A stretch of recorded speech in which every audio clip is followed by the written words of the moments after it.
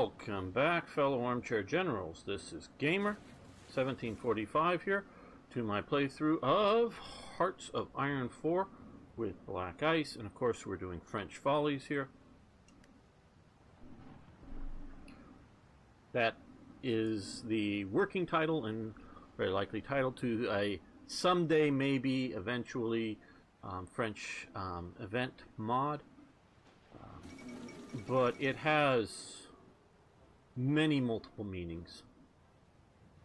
Fall of Nanjing. Some of it is demonstrated in some of the thumbnail images I'm using to show for this. Shall we say, the various Folies, Bergère, and other sorts of Parisian good times kind of thing. But it is also military follies, political follies, other cultural follies, all of that stuff all wrapped up into it. Oh, stop. Okay, so we are still mid-38. We're not doing amphibious warfare. I don't think we're going to be doing paratroopers. I don't really want to be producing a whole nother bunch of things. Producing better soft attack.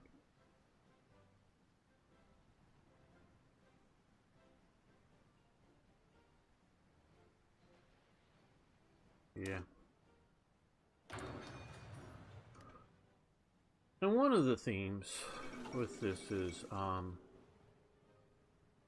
guess we'll read that in a second. It's something that I think is important, and I'm going to use this moment to talk to you. Who knows, this may become a special episode or something, but talked in other episodes and other series recently. One, I don't know if it's out by the time this is released, on different schools of historical thoughts of how to view history. Pure, you know, this is a sort of an academic exercise, but as part of that thing is, I believe history is cyclical. I'm a cyclicalist, a cyclist, but no, not on a bicycle. And I see patterns in history repeat themselves, and one is, shall we say, the collapse of civilizations. I've said before, I think there's been 3 modern periods in the history of mankind. I forget who, one of the other people pointed out possibility of another one. I've dismissed India in the past as being a modernist society because of their caste system, and I'm not talking about India today. I'm talking about India in the past.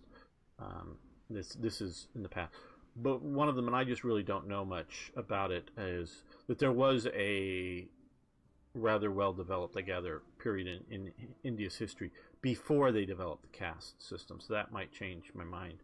Chinese culture, everything I understand about it, is not modernist. I'm not talking about today.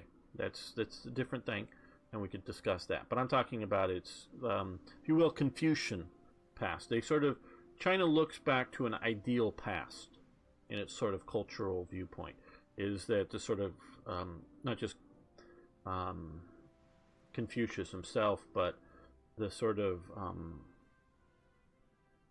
there was sort of, you know, an ideal of how the state and society should work, and it was achieved or thought of in the past, and that sort of makes me look at it as a backwards looking society and culture, as to, you know, the good old days is what we should try to achieve. And then this I don't want it to take too long, but the first modern period in the history of mankind that I understand that may, and I may be entirely wrong about this, but it's sort of what we know as Minoan culture, coming out of out of Crete, and what's the little island out here, Santorini, or Thera. It's two names for the same island. The one the volcano blew up. And what I actually sort of think is not the story that you see in it, but sort of the lost memory of it that was used in Atlantis myth that Plato wrote about. But and as I've said before, some of the guides that I think that may be a modern culture, maybe an outside, is that they had indoor plumbing, including a some sort of water type toilet. I don't know if we'd quite go to the term of flush toilets. Obviously, they didn't have electricity, but they did have plumbing. And I look at their artwork that is very human in scale, very, very different artwork in style than, like, say, Egyptian artwork that we're familiar with, which is very, the profile is the artwork in Egypt. Even when you look straight, because we always look at, like, the King Tutankhamun's death mask straight on, and we always picture all this stuff straight on. Well, the Egyptians didn't do it that way. Of course, if you walk to the front of the statue, you see it straight on, but that is not the way. Even when they were doing a 3D thing, that is not the way they would have viewed it. They would have viewed it from the side. They want to see everything in profile. That's the way they viewed art, life, figures. That's why you always see all of the guys up on the the walls, because that's what we have. But we also believe on papyruses or whatever. They always showed everything in profile. Even if they're sort of facing you, they turn the head to the profile. The head is always in profile in Egyptian artwork. And so if you look at, like, they have, like, sort of a colonnade, isn't the right term, but a road with sphinxes, not the big huge one, but a lot of small ones, all lining each side of the road. And you're not supposed to, like, turn your head and look at the, not that it's like a cultural taboo or anything, to look at it in the side. No, but they're sort of meant to be viewed straight on as you approach them, so you would see each sphinx as you move forward in profile, instead of, like, looking it directly at you. Obviously, like I say, you can turn your head once you get there. So it's sort of an artwork thing. So that's sort of why I put together the few things and call this a modern period. The second that I totally agree, I totally believe, and I don't, modern, is sort of the Hellenic classical period. And Hellenism starts basically either with Alexander the Great or on his death or whatever.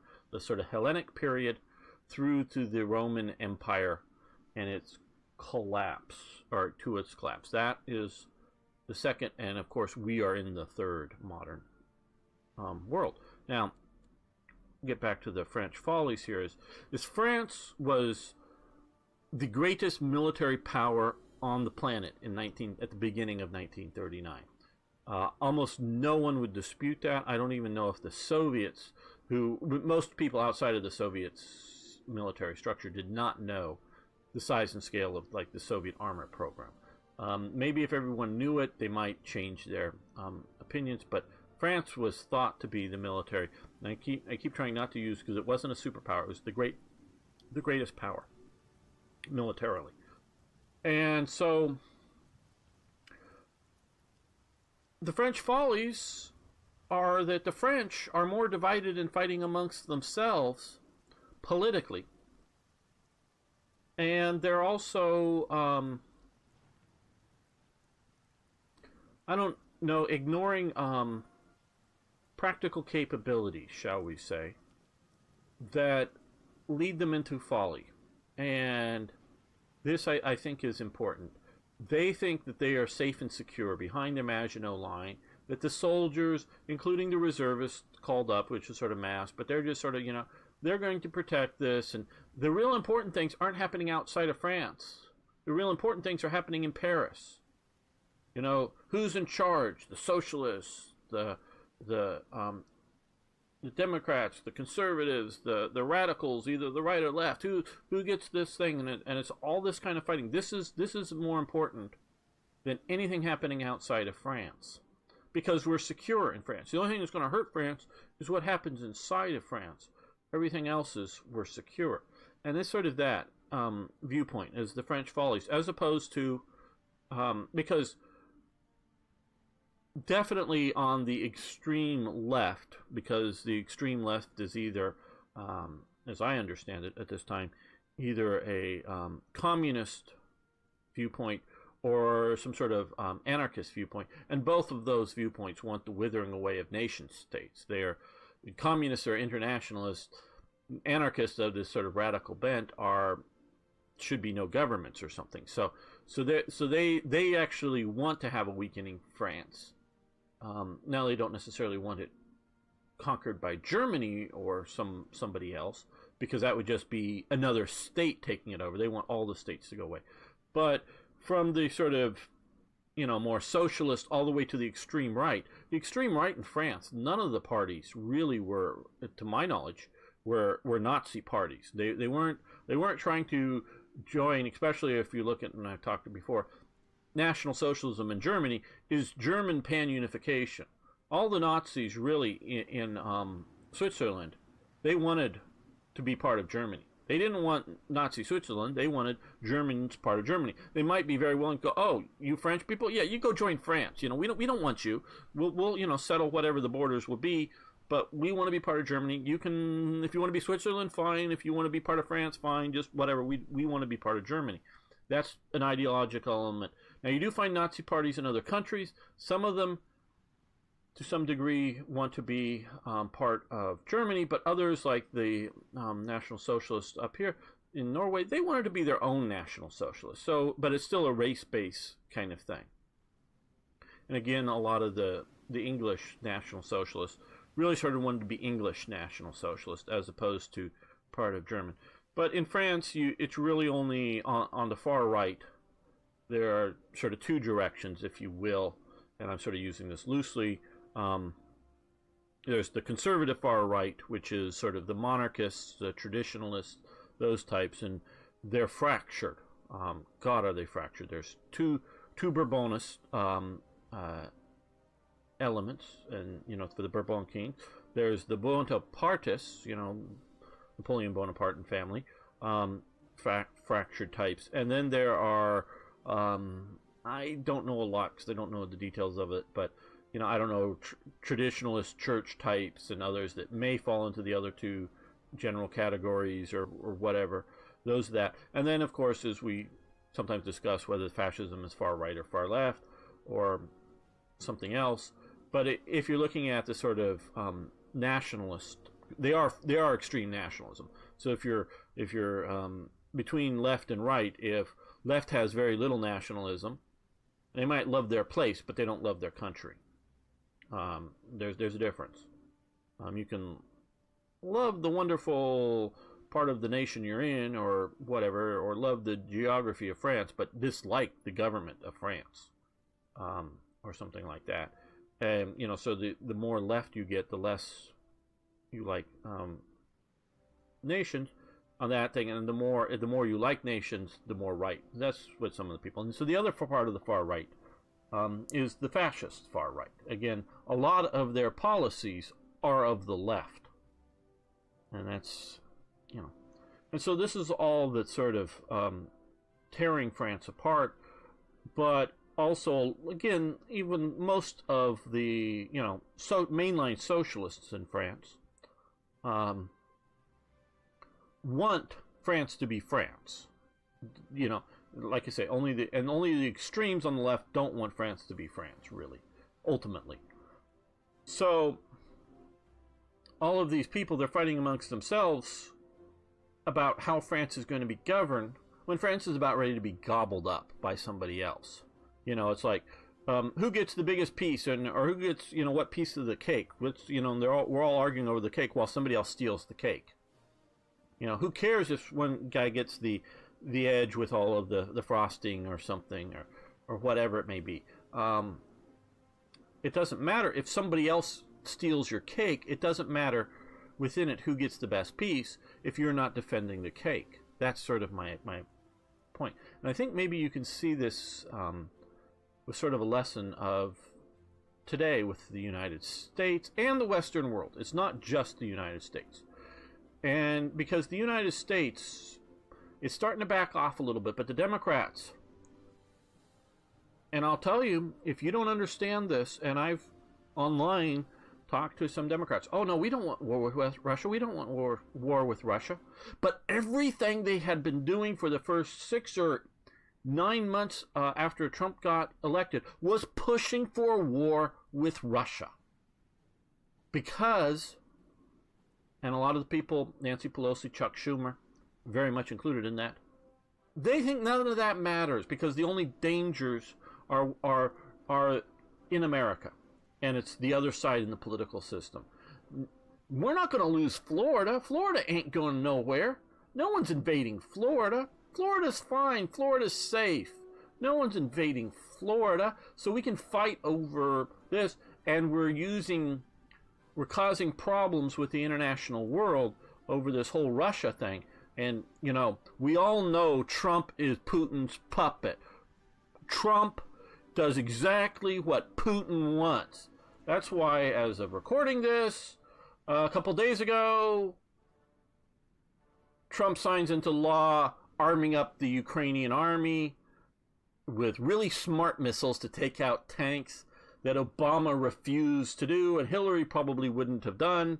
And so they're heavily arming up, or allowing from U.S. stocks and other things, arming up the Ukrainians, including like 50 caliber sniper rifles and these, I think they're Javelin anti-tank missiles is what they're getting, but they're getting some anti-tank, maybe they're TOWs.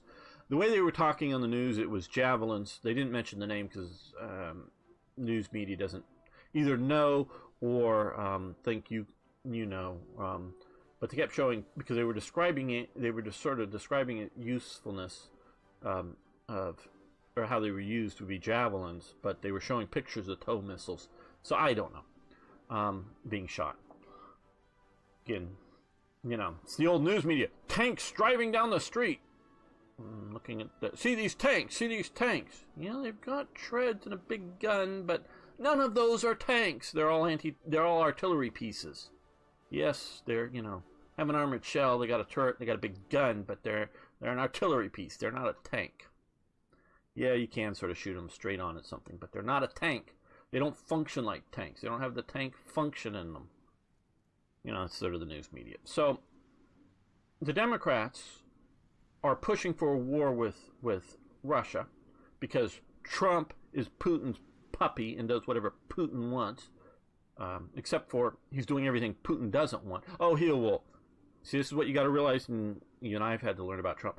Trump will say, oh, China's wonderful, China's great, China's great, and China's great, and then pass something in the law that fucks China. Okay, that's the way he is, because he's everybody he's trying to work with, whether it's Putin, China, or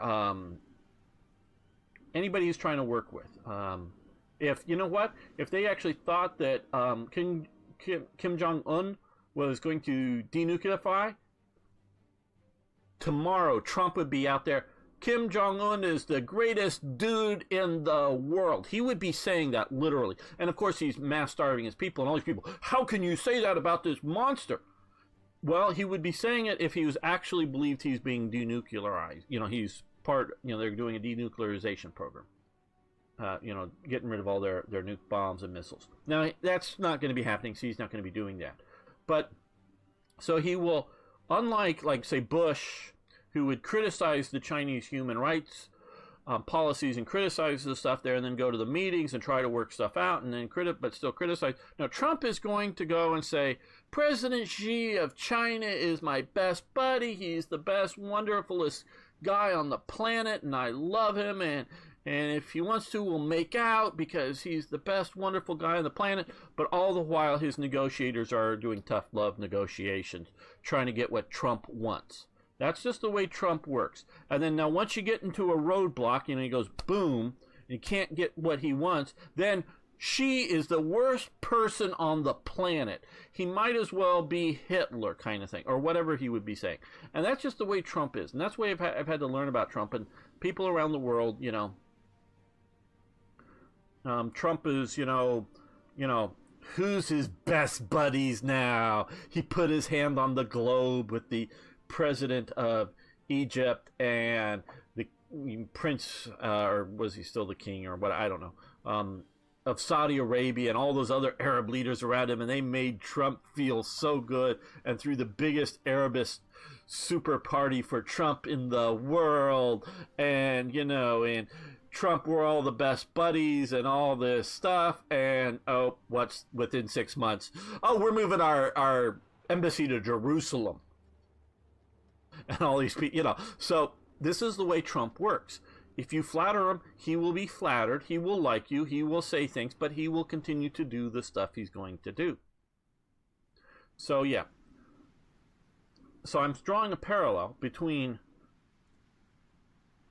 people in America, and this also is, and we can even throw all politics out of this. Politics, goodbye, gone. No politics. No Democrats, no Republicans. And it gets back to the idea that, and we're going to call this a special episode, I think, and play next episode. When Rome was Rome as a city-state, basically all males, and I'm right on this, but notice I said basically, not every male, but all males had to do military training if you were a citizen. Now, they did have slaves, and there were probably other statuses of people and whatnot. But everybody had to go out to the field of Mars and march around and be soldiers. So it was a mass, and if you wanted to be anything of any nature, you had to be a soldier in Rome.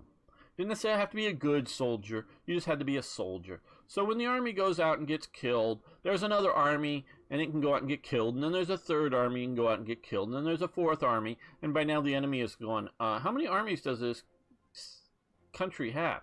Because most other nations around have a professional military class. And once you defeat it, and you can march in, all the shopkeepers and the farmers and the craftsmen, they have no ability to really fight in a organized way, and they may not have any real understanding of how to really use a weapon. Sure, you poke with a sword or something, but beyond that, they don't really, know how to swing and do a sword well, and they don't know how to fight in formatted ways. So basically, you're done. Your war's done. You're either conquered, or you have to sign a good sort of peace treaty or something, give up a lot of gold or give up some territory or something like that. You defeat the main army, you're done. Rome was different. The citizenry was soldiers, and they were capable people, even though they were maybe fairly urbanite people, meaning a lot of them weren't farmers. They wouldn't know what to do on a farm in any proper way. They were people living in cities. At the end of the empire, almost nobody in Rome, nobody in the Italian peninsula was a soldier. Knew how to be a soldier, was a retired soldier. Because retired soldiers may not be able to march around and do all kinds of things, but they can sort of be localized militia. People aged faster back then because they didn't have current medical capabilities. Plus, they used muscle power and all kinds of things, so people aged quickly, even if they had good diets and other things. So, eventually you wear yourself out to being a legionnaire. But after that, you're still a former legionnaire who is in a community that can muster militias to defend themselves. But this gets to, a lot of Rome's soldiers are coming from its border regions and often from its enemies. Now, they were often smart and go, oh, yeah, recruit up a bunch of German legionaries. Okay, great. Send them off over here.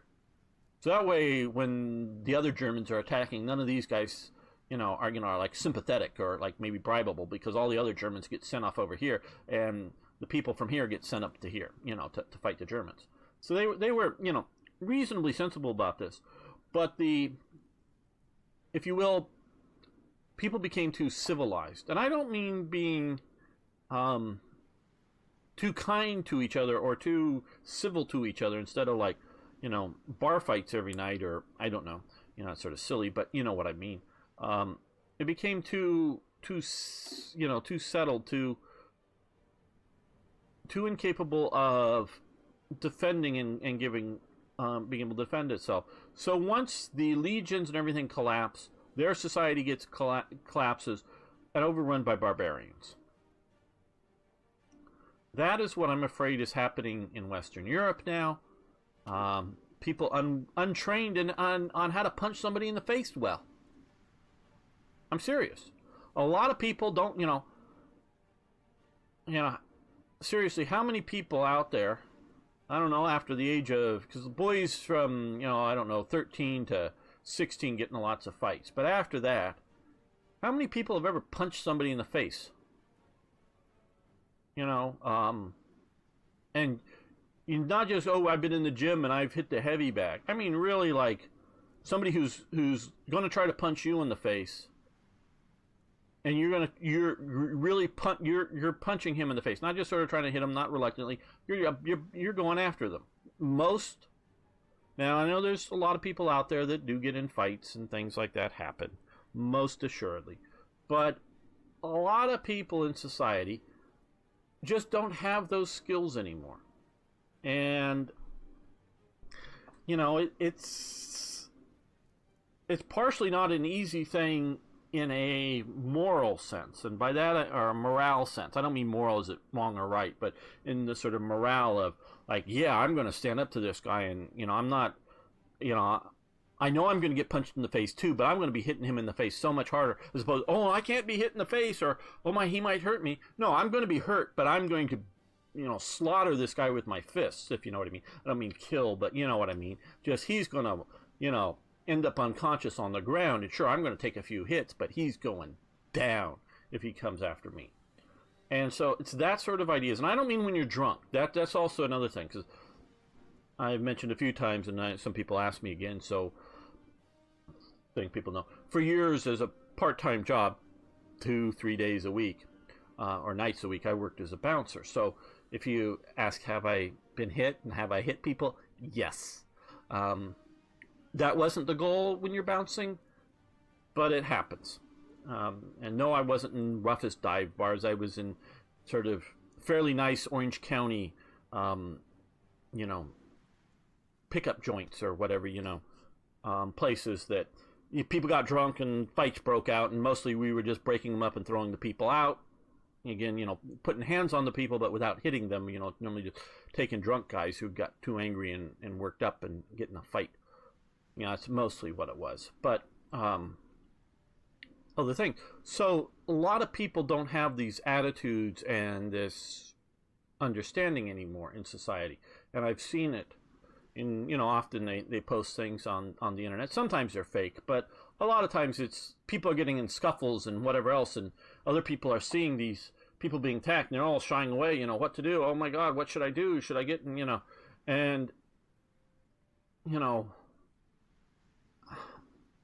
just people are not reacting. So it's this base that, and a lot of these people are really good and successful people in modern society. But it is so fragile that I don't think people understand how fragile it is. I am worried about, not like I keep up at night, you can't sleep at night, but I'm vaguely worried that North Korea will shoot a nuclear missile. And since, if it's going after mainland U.S., say, well, it depends on what type of nuke, how big or whatever. But I'm living in a likely target zone for it. And now he's sort of proven that he could shoot a missile this far. But, we've got, it may not hit near enough to me, and we've got anti-missile defense, including some of it, I do believe, sitting on ships sort of off coast here, that if we decided that we wanted to shoot it down, we could shoot it out of its launch phase. So I'm not that worried that he'll shoot a missile and hit me. I mean, it's a possibility, and and if things go sideways, he could do that. Because just, I think it was either earlier today or yesterday, as of making this, some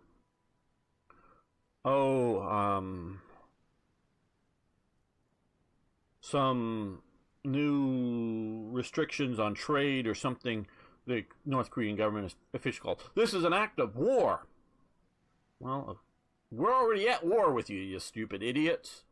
We've been at war with you since you invaded South Korea. We have a ceasefire, but we are still at war with you.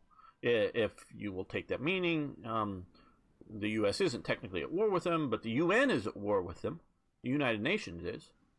That was a United Nations piece, and they're still at war with South Korea. So we're still in a policing status that Trump doesn't have to go to the UN, because we're already at the UN had its when the only reason we went into Korea again was UN Soviet Union that day or that week was boycotting the UN, and so when they brought up the UN interventionism in North Korea, they voted for it within the Security Council or whatever, but Soviet Union wasn't there, so they couldn't veto it, so it got through, and since that day, the Soviet Union has never boycotted or missed any votes. Or Russia in its successor state, but has never missed any votes because they would have stopped the UN from. They couldn't stop the general body if the mass voted for it, but in the Security Council they could have vetoed it. But the Security Council they were boycotting, and so the Security Council did. So Trump doesn't need to go to the Security Council to do it, and he still has all of the original U.S. authorizations for war or combat or military policing actions or whatever officially it's called with fighting in North Korea. He can go back in any second of the day because it's still an active live situation. But it's, like I say, I'm not that worried about Kim Jong-un or somebody else putting a missile on top of me. Just not that worried about it. You know what I'm terrified of? I mean, I'm terrified of, and I do stay up nights at this, is that right at about here, but this high up, not, this high up, right about here, he were to blow one up, sort of outside of the atmosphere, because all of this part of the United States, all the electricity would go, bye. All the electrical components would go, bye. All the cars would stop.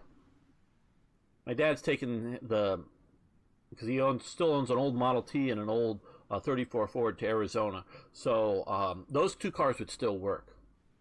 But all of the modern electronic cars, bye.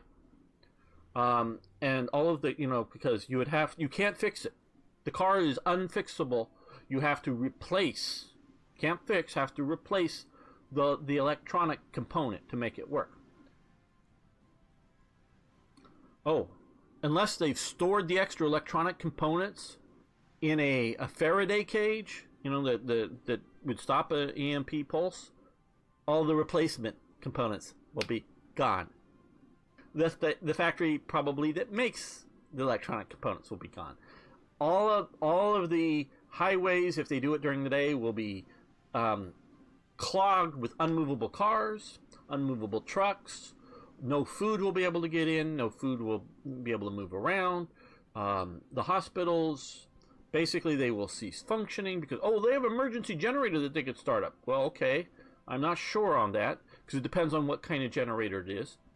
But all the electronics in the hospital, the heart monitoring things and whatever it is, they all go bye-bye. We go back to a pre-electronic age. And it's not just getting the power plant started up. It's even if they started up the power plant again, it's all of the electronics, the monitor, the computer, the smartphone, like I was saying, the thing in your car, the thing in your electronic stove or your microwave. All of that is gone. So all your telecommunications are gone. For this part of the United States from one EMP, that blew up in space, that blew up in an international zone, not over the U.S., in the international territories, way up here in space, in this sort of high altitude, however high this, more or less, and I'm just guessing here, that you would be up to be able to look down and see all this, compared to being, we're flying over LA with a jet or something.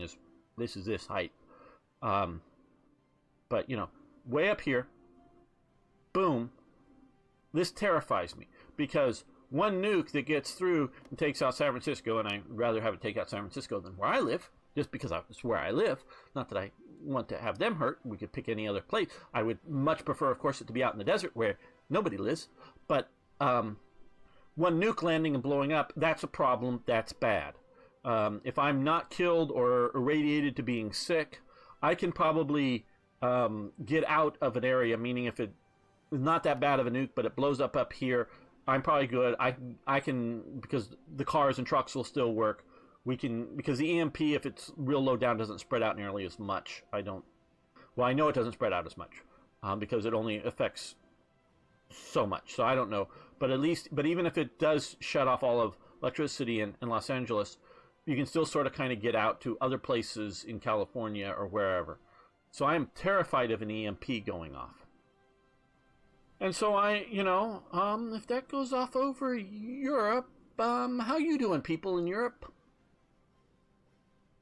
If, say, I don't know, some other nation over here decides to launch a nuke missile and detonate it, I don't know, somewhere maybe over the Adriatic here, but really high up. Yep. Now, I know in the U.S. they haven't been, and I think maybe some countries have been, you can harden the electrical grid system so that it will survive an EMP.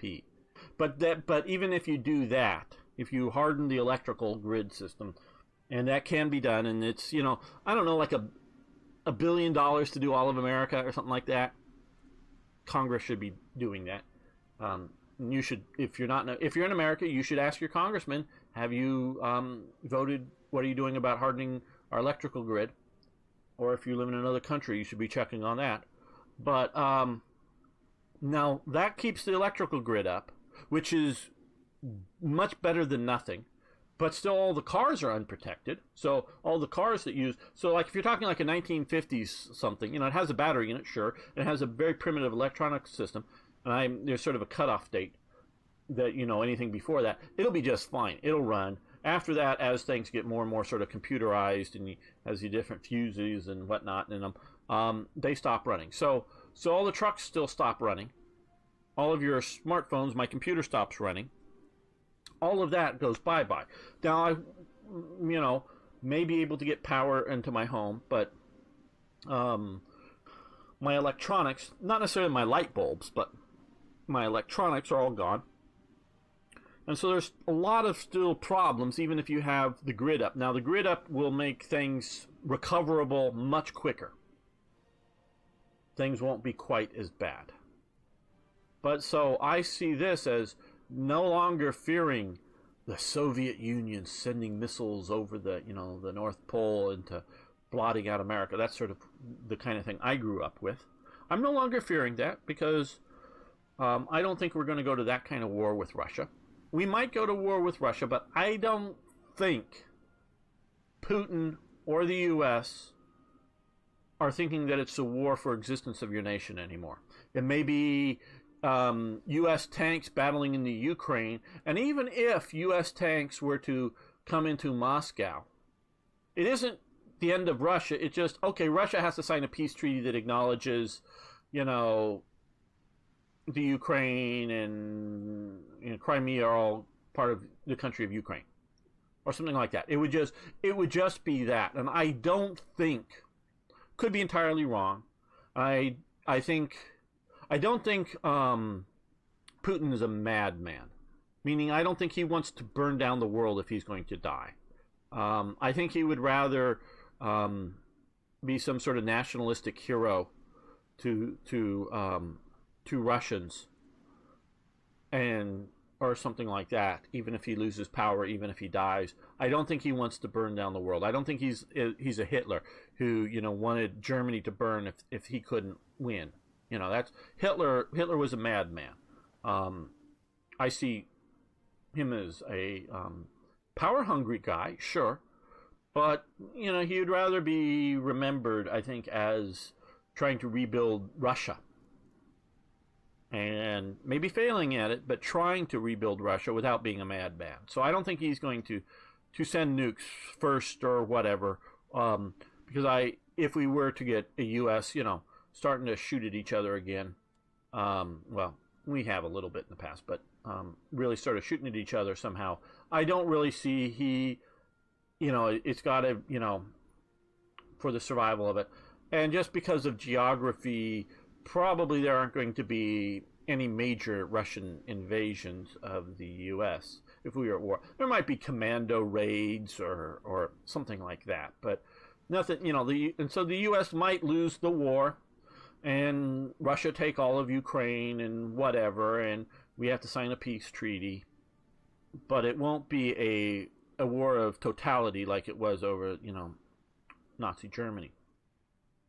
So I'm no longer afraid, and if we get to a similar sort of thing with China over the islands out in the ocean, or if we go to war defending Taiwan, or I don't know, or if we go to war over North Korea and China decides to come in on North Korea's side again for some reason, North Korea might shoot missiles, like I say, but I don't think China is. I mean, they'll battle us here. They'll have their submarines try to sink our ships and whatnot. I'm not saying it'll be good or fine or I want that. No, but I'm not worried about the existence of my country. And again, on a war with China over North Korea or over Taiwan or something like that, China isn't worried. I mean, the particular, whether it's the Communist Party or whether it's the particular leaders of the Communist Party, because they shift at times. There's different factions within it. Their government might fall, but China isn't going to fall. And I really don't think China wants to exchange nuclear missiles with the U.S. So it may not, they may not come out ahead. There may be another losing war for China. Obviously, the one with the UN was a draw. I mean, they weren't able to push, and there was definite thoughts that when they came over across, they wanted to push all the way down and take all of Korea, but they weren't able to do that. But they didn't lose either, as direct combat of Chinese soldiers versus U.S. soldiers. Stuff going on in Vietnam was mostly proxy wars between us. So I'm not worried about that, but I am worried about North Korea, who has nukes, giving nukes or technology to Iran, who is they are apocalyptically, and they talk about the 12th Imam or something like that, and sort of an apocalyptic end of as that their goal is like a lot of goals. Christians at different times have Jesus is coming back, and the end times are here, and life is going to end on earth, and we're all going to be in heaven, or are we all coming back all at once to live forever on earth? I don't know. There's several different sort of things that people have thought in the post-apocalyptic Christianity thing, but they sort of think that the apocalypse is coming, which isn't a bad thing because Jesus is coming back, kind of thing, in strains of Christianity, and they think it's coming. And I mean strange, not that it's going to happen someday, because most mainline Christian religions sort of believe that, but believe that it's coming now or within your lifetime. But here's a government that's a deep religious government that believes in this Islamic fundamentalism of the end times of Islam and Muhammad coming back or whatever. I don't have it right, and I've just heard it described a few times, but that they really sort of believe this kind of thing, and that there's going to be part of a great big war going on with this, and that's sort of what the ISIS people believed. They wanted to fight the Crusaders and all this stuff, and the battle is at the beak, and they were going to win, and all these things, and then of course they're failing, so that ain't working out for them. But Iran could have this kind of thought, and they could decide to, launch missiles without necessarily launching missiles that impact on particular country, but have massive impacts. And that's sort of what I'm talking about with these French Folies. And that's, like I said, this is a special episode. So I see the parallels between the U.S. at this time and France. Now, we can look at the other parallel at this time, which has a similar sort of thing going on. Britain and the U.S. at this, and U.S. now and Britain then. Britain was also not quite as frivolous or follicle, but follicle is, of course, your hair. Um, uh, they didn't quite have the wild Paris nightlife. Weren't quite as salacious, might be the term. I don't know, as the French were. The BUF and the communist parties in Britain were never, or at least my understanding is they weren't as big a percentage as they were in France. But they did sort of have a similar sort of mindset. Now, they, of course, France had its Maginot Line. Britain had its fleet and its geography. The geography is important, and so is the fleet.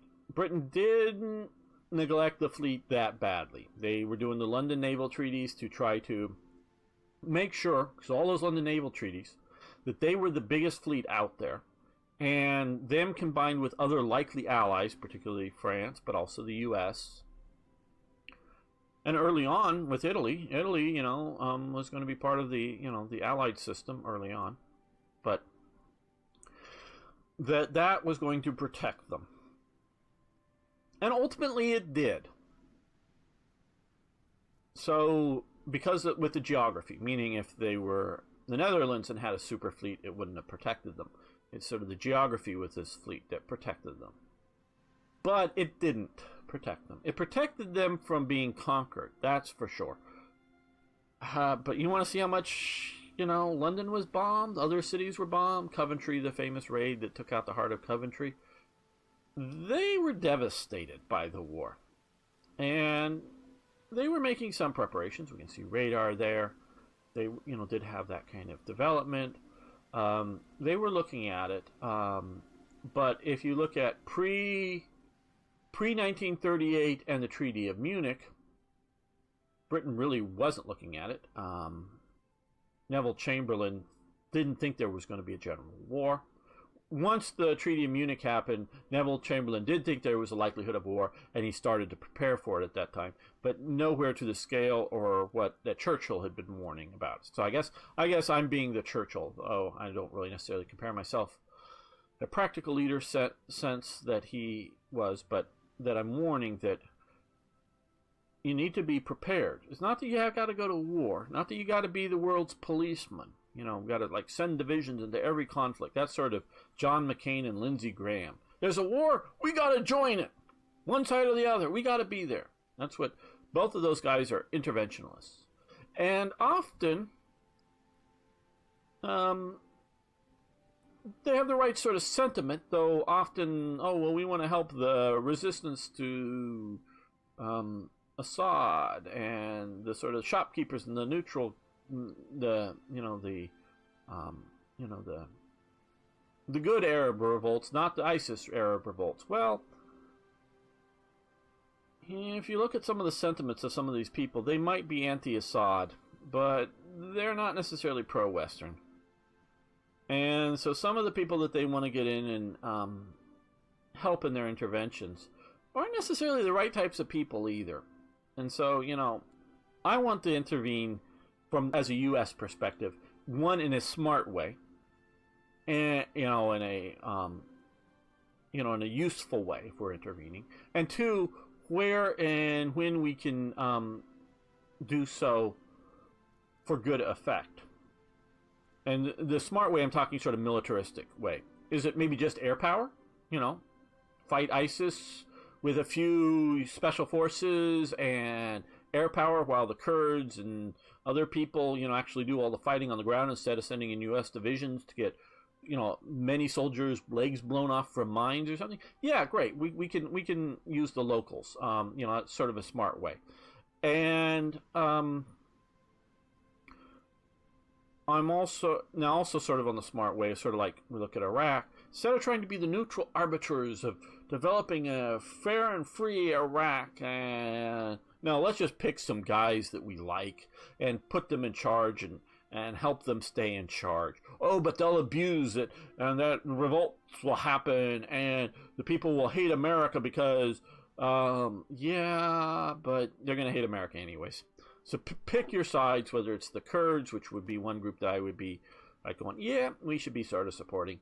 And maybe whether it's certain tribes of Sunnis or something or whatever. Pick your groups, support them, you know, and if things can work out peacefully and in a pluralistic way, great. But if not, let's have our dictators in charge. That's, yeah, as they say, they're dictators or whatever, but there are dictators. You know, I'm talking in other countries. That's a perfectly legitimate plan. I don't mind doing that. And this is stupid. Why is the AI putting Marines in the desert? Ah, you know, light infantry division. Sure, put them out there. That's good. But I digress on that point. So, you know, in a rather tactically good way and for a good end.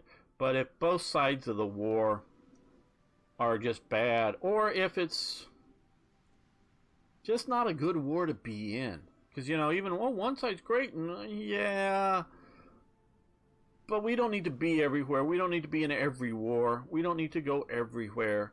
We don't need to be just because there's a war and there's some good guys fighting some bad guys. The U.S. Now, that doesn't mean there shouldn't be international intervention. French are doing, I think, actually a rather good job in this part of Africa, intervening against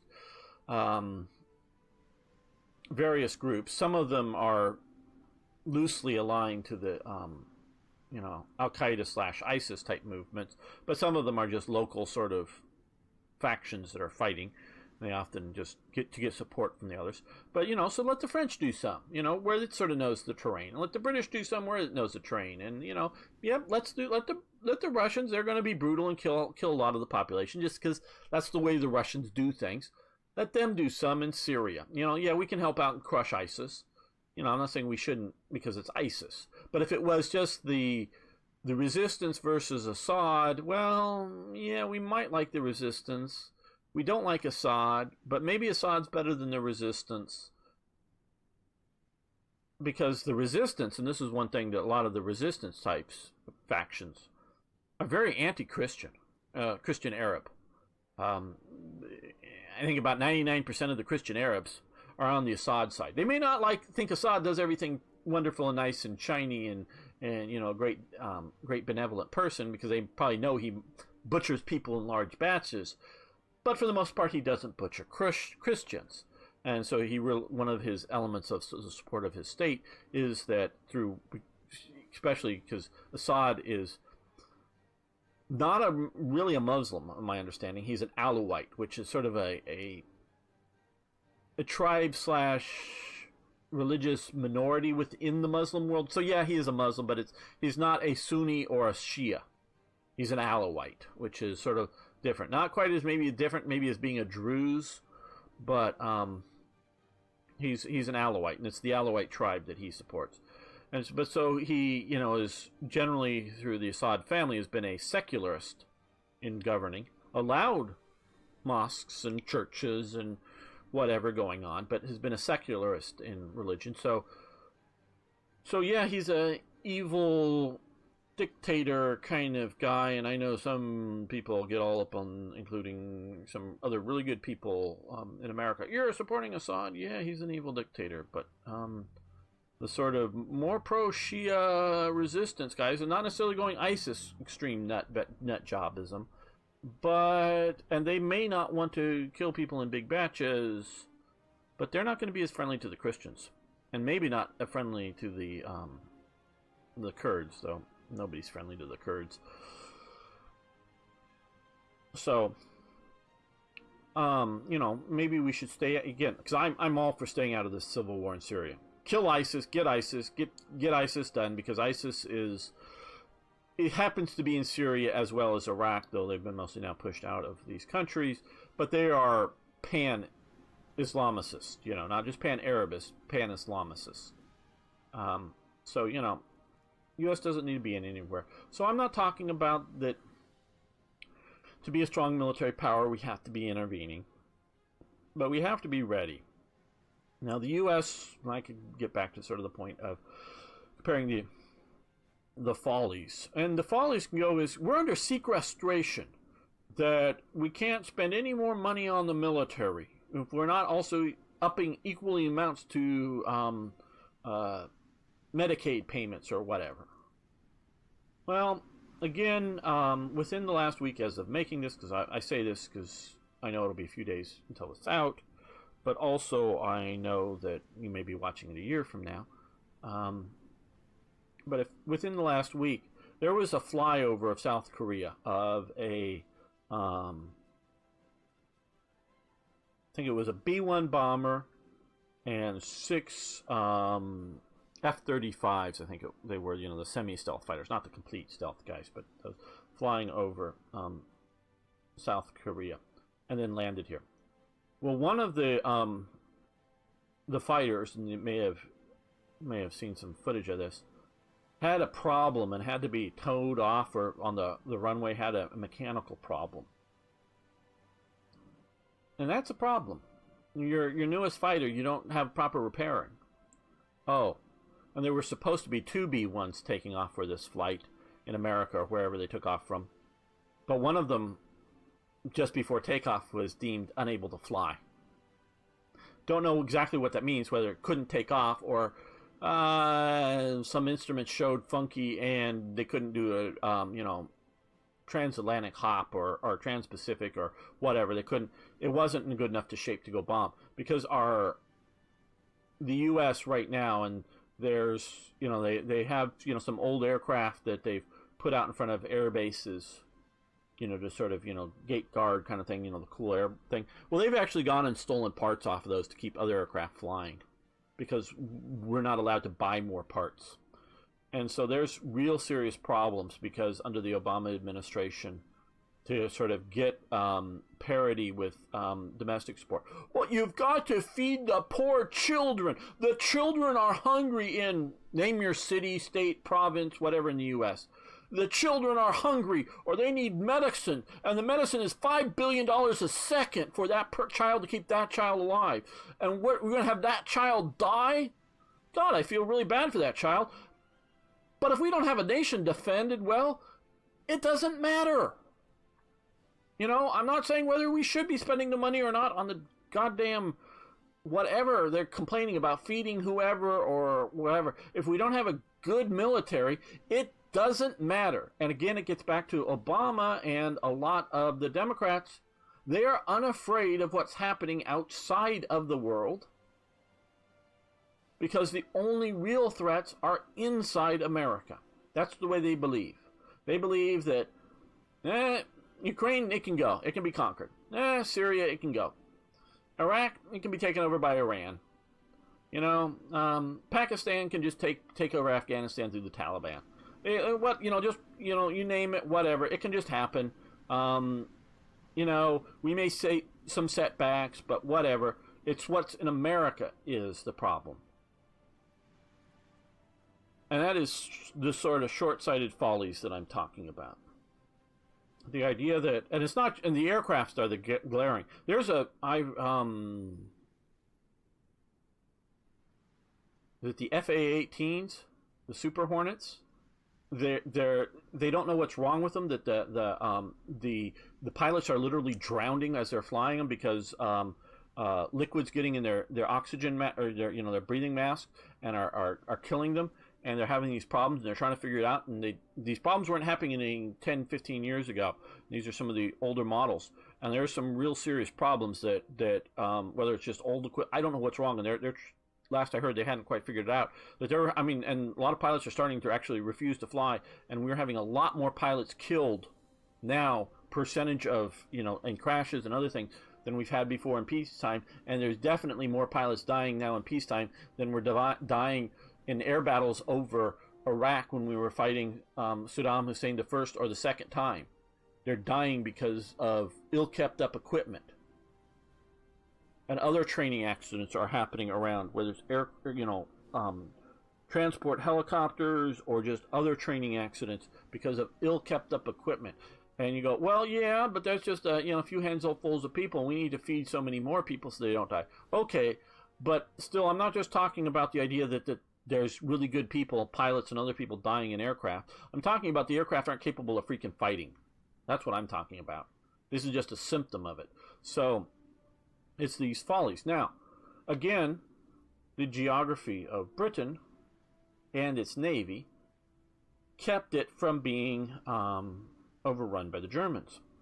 The U.S., its geography, more or less, is going to keep it from being overrun by others, along with, which is hardened. Now, this is hardened from EMPs because they expected near or direct or nearby nuke strikes. It's like the silo program, the nuclear missile silos and the nuke submarines that have ballistic missiles, and the air bases that are set up. They're hardened to be able to deal with the EMPs. So they believe that with the nuclear missiles, they could, shoot tomahawks at invading, tomahawk missiles shooting at invading ships, or other strikes on other parts of the world. Sort of the modern equivalent of the super navy that Britain wanted to have. So probably the U.S. Florida probably won't be invaded by the Russians or the Martians or whoever the hell. Probably won't be losing geography to that, though I wouldn't put past Mexico. Not Texas. Texas, I'll tell you that anybody who invades Texas now, including the United States, if it were to invade Texas, does so at its own peril.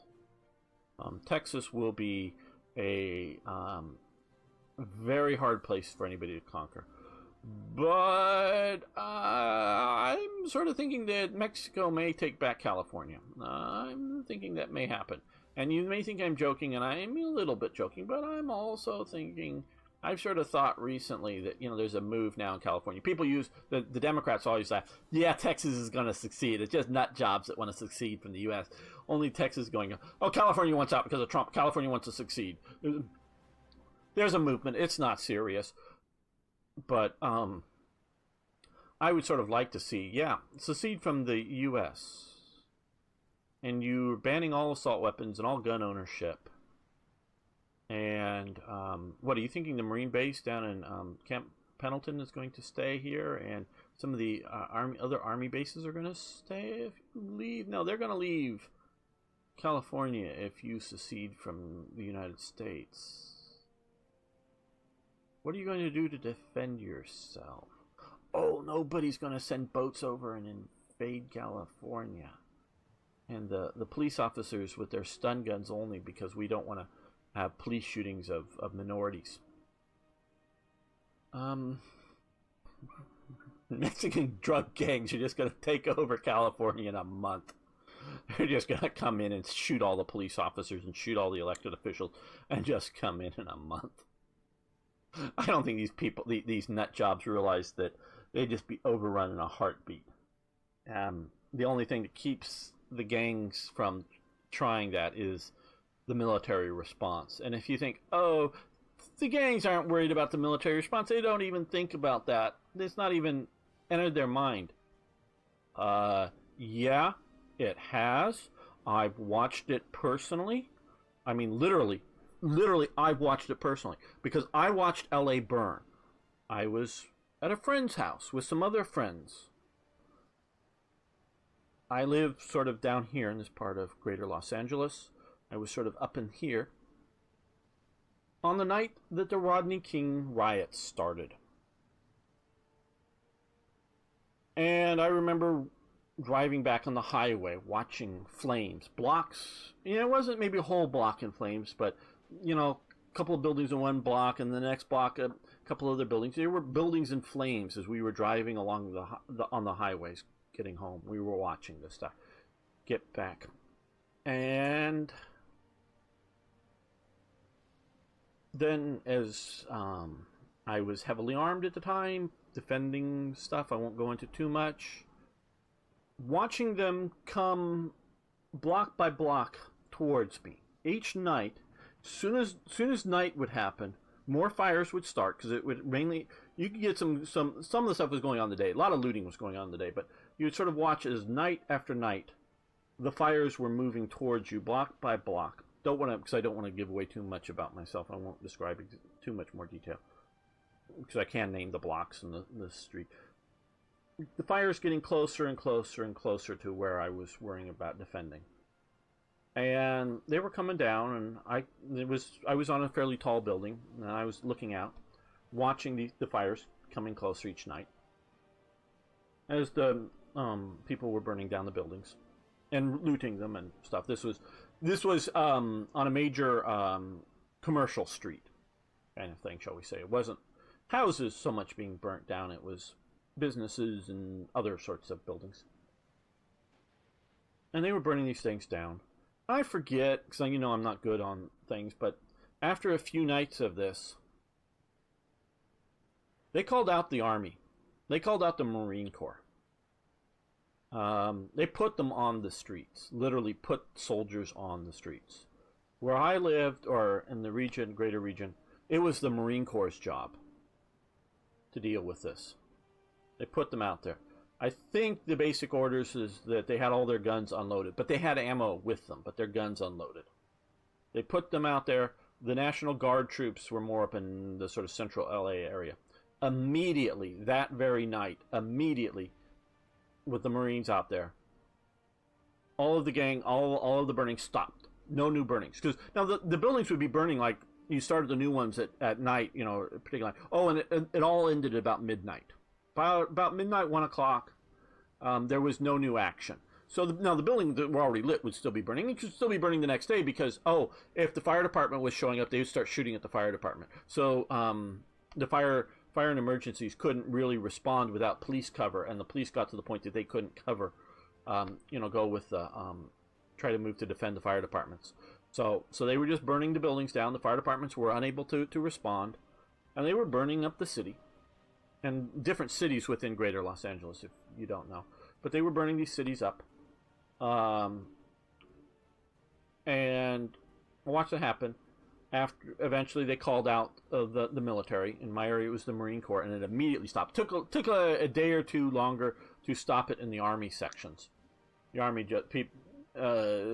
Army wasn't as prepared to deal with it. The Marines, they came on, they were serious, they were on the streets, just... sort of like you'd see them in Iraq, though I do believe most of their guns were empty, but they had bullets with them. If somebody started to shoot, they were going to be shooting.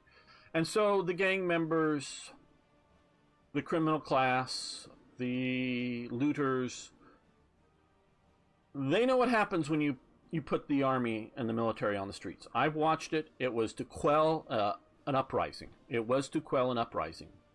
And fortunately, generally speaking, it didn't require lots of shots by the military, but it quelled it. So if you don't think the various drug gangs and other things, other types of groups, don't take the military into account, that if they were to try to knock over the government or try to go assassinate police officers in their homes or whatever, like they do in Mexico currently. I mean, there's a raging civil war going on in Mexico. If you guys don't understand it, there's a raging civil war going on in Mexico right now. I used to go there periodically. I won't go there anymore. It's just not worth it. And I know a lot of people still come down to some of these resort holiday areas, and that's mostly because those resort holiday areas are sort of off limits to the fighting. They sort of keep that area because it means so much money, and I'm sure that various drug gangs or whatever get a rake off of it. But still, I wouldn't go down there anymore. And but so they are very well aware of the military, and if they were to start behaving like they behave in Mexico, they will see the military out, and it will be very bad for them if they were to try to do what, killing off. Literally, they've killed off police departments. They've come into a local town or whatever, in the local police station or something, taken it over and captured the 10 or 20 police officers and killed them all, and then laid them out on the street and left. They've done that more than once and things like that. And so if they were to try to do that in L.A., and these police, they were armed too. I mean, it's not that they weren't armed. They were armed, and they were to come in and try to do that at something, it would turn out very bad for them. But if that left, California would just be overrun. You'd just go. Texas, if the U.S. Army and Marines or whatever left, let them try. It'd probably actually be a lot worse than what for them than what it is now for drug operations if actually the Texas people were to do it. Different attitude, different people, it'd be different because you won't see the kind of rioting that happened here. There were only a few incidences of where shopkeepers and businesses shot back at the gangsters, mostly Orientals, Koreans, Vietnamese, and they kept their businesses safe when they did that. They shot back. Now, I don't know whether they were just bad shots or whether they didn't actually kill anybody but wounded them or whatever, or whether they were just reluctant to actually, because psychologically, a lot of people will flinch, literally, not just figuratively, but flinch when actually pointing a gun at a person where they wouldn't have flinched at a target. And so that subconsciously or whatever, to actually sort of miss or possibly miss at a person. So, you know, whether they did the same thing in a shooting at a target, they wouldn't have flinched. So they miss, but just simply, you know when you're being shot at, even if you're being missed. And so it kept their businesses safe, but those were few and far between. In Texas, it would be the other way around. The shopkeepers would come out and control the streets. You know, set up fire zones, that kind of thing. And it would be a different world. Yeah, sort of my pontificating on it. I don't know if you're interested in knowing some of my experiences, but so I'm looking at this as society here is fragile. And I think the successful people in our society are not going to be successful when it collapses. And notice I said when, because I think it will, because this goes back to the idea of secular things. Whether it's a terrorist group, a James Bond villain, or, you know, I don't know what it might be, a religious nut job group. And it can be a Christian, you know, end times wanting to do it, can be a Christian thing, but they're some of the least likely. You think, oh, well, Buddhists are least likely. Yeah, Buddhists in Burma are killing off, you know, Muslims Hindus. They're killing off Hindus. I think it's Hindus they're killing off. You know, they're doing this part of Burma right now. If you want to, you can join a murder party. They go around murdering villages. They're doing lots of murdering parties in this part of Burma right now, almost literally as I speak, I presume. But they're taking them down, a couple of villages a day, I think. They're trying to drive out. Burma has lots of tribes. There's sort of the Burmese people that are sort of central to this group here. I know the Karen are up here and several other, the Hmong, and some of the other sort of hill tribes that they've been fighting for years and years and years. Most of that's now peaceful, but which hadn't been a problem, but there's another sort of group of tribes that are sort of not real, well, they're not exactly the sort of Indians over here, but they're, or whatever, they're sort of a different tribe, and they've, you know, generations they've been here. And now Burma's trying to get rid of them. And these are sort of Buddhists versus these other groups. And so Buddhists can have murder parties too. And because I know these things are going on and talked in the other series about the idea that man is progressing to some better state, I don't believe it. I don't see it. And so when society collapses, because somebody someday, now maybe 200 years from now, I'm not in any way, shape, or whatever is trying to say that this is going to be happening soon and we all have to dig a bunker and we all have to get 2 years of food supply. I mean, that would be a smart thing to do. I'm not suggesting you shouldn't dig a bunker. You should. You should have a food supply. You should have a bunch of guns. You should also have even a lot more ammo, you know, because, hey, used to be smokes. You can trade smokes to people. Now, at least in California, smokes won't get you anything because very few people smoke anymore. Alcohol you might be able to barter for. And there's something alcohol that will last a long time. But more so would be ammo. You know, if you've got stacks and stacks of ammo, and if your neighbor's sort of running out of ammo as he's shooting off shooting the people that are attacking him, you might go, hey, you want to trade something? You want to trade some of your food for some more ammo so you could shoot the bad guys? You know, so ammo is sort of a good trading bartering thing. So yeah, it would be good to have a bunker and have. And no, I don't have a bunker.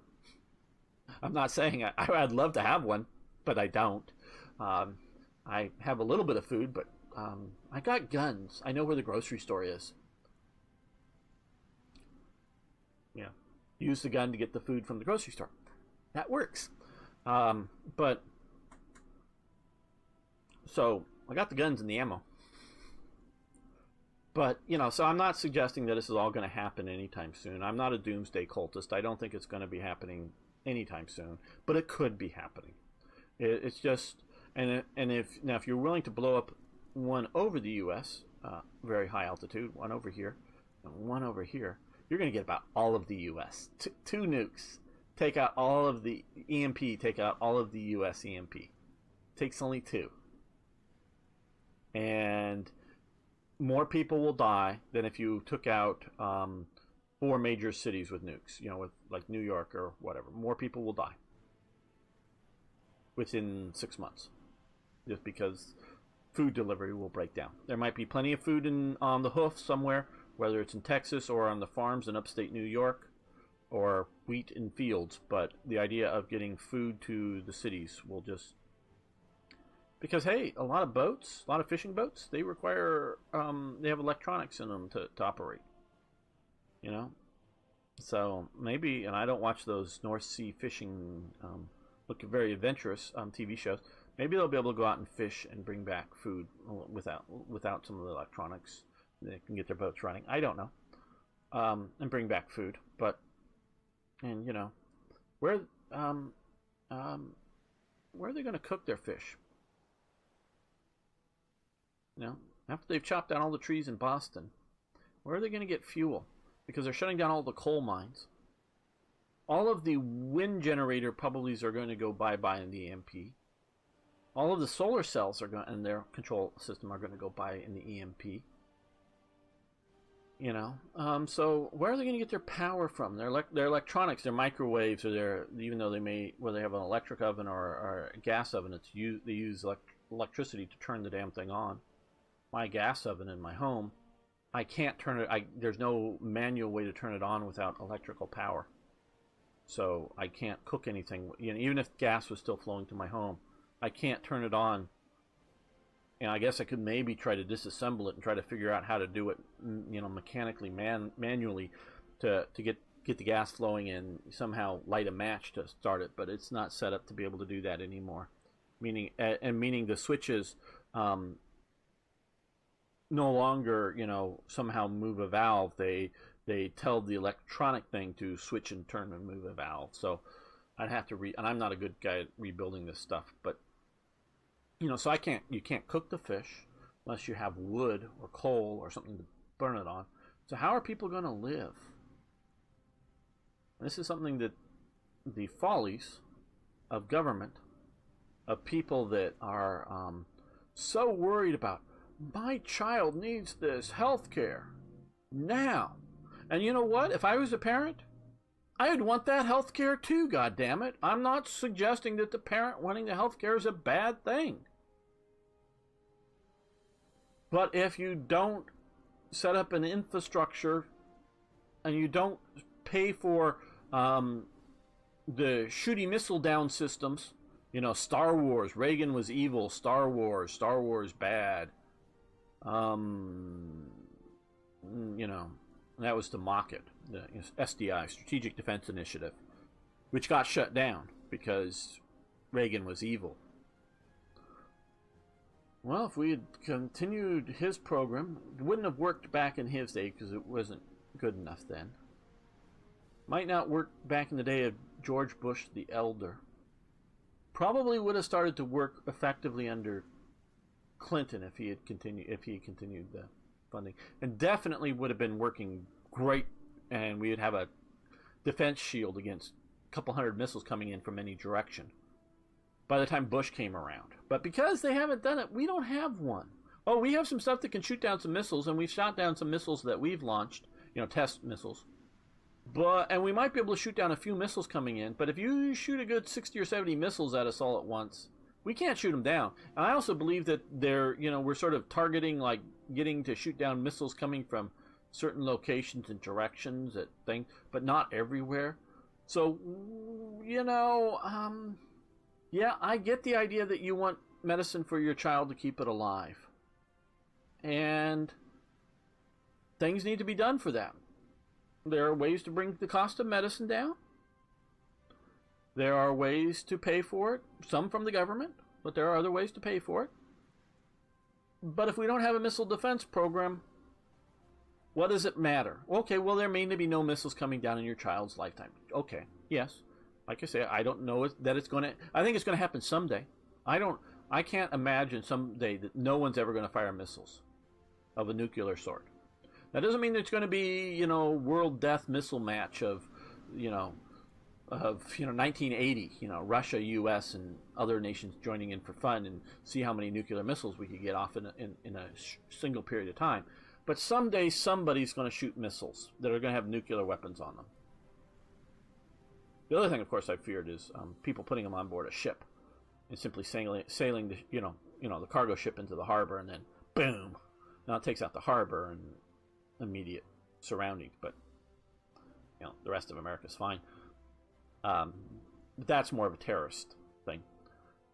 And you go, oh, well, they have systems at ports. Yeah, no, they don't. They have systems to screen some of the cargo. But when it's still on board the ship before it gets, to the screening, they don't. They can just, boom, blow.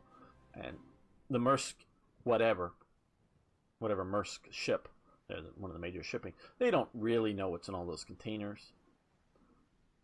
The captain of the ship doesn't think doesn't need to know that he's carrying a nuclear bomb and that somebody's going to detonate. But yeah, these are some of the things I think about and know. So this is the Follies. We're probably not going to be invaded because we don't share a massive border with other parts of countries like the French Follies.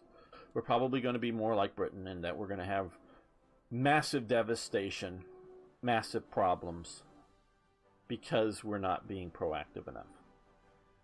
Okay, we're going to end this special episode, not what I intended. The next episode will be a regular We're Playing with minimum amounts of my pontification, and I will be marking these as special episodes because I know many of you like a bit of history with my gameplay but don't really like these long things, and I understand that, and I respect that, and I want to grow and have you guys watch the channel. So as much as I can, I'll contain and mark them so you will know. Obviously, if you made it to this point, you probably already know that you're the ones that like to listen to this. But for those that don't, or who have jumped to the end, you can just know that we will be marking these so that you can skip them if you want to. Thanks for watching. I hope this gives you something to think about. Thanks for liking the videos. I do appreciate it. You can also dislike it if you dislike my opinions enough. That's fine. Actually, as long as there's a lot more likes than dislikes, some dislikes actually help the channel, because just simply viewer interaction helps the channel. Now, if it gets 3 times the number of dislikes versus likes, YouTube will lower the, how often it might promote the video up. But if it's, I don't know the exact number, but if it's like 3 to 1 or something, YouTube will, there's a lot of people liking or interested in this, even if they're doing dislikes, they'll show it up. So even if you dislike it, it actually sort of helps us. It helps the channel. And of course, post your questions, comments, suggestions, whatever, on some of these topics. And that's sort of the French Follies. See you next time for actual more Hearts of Iron.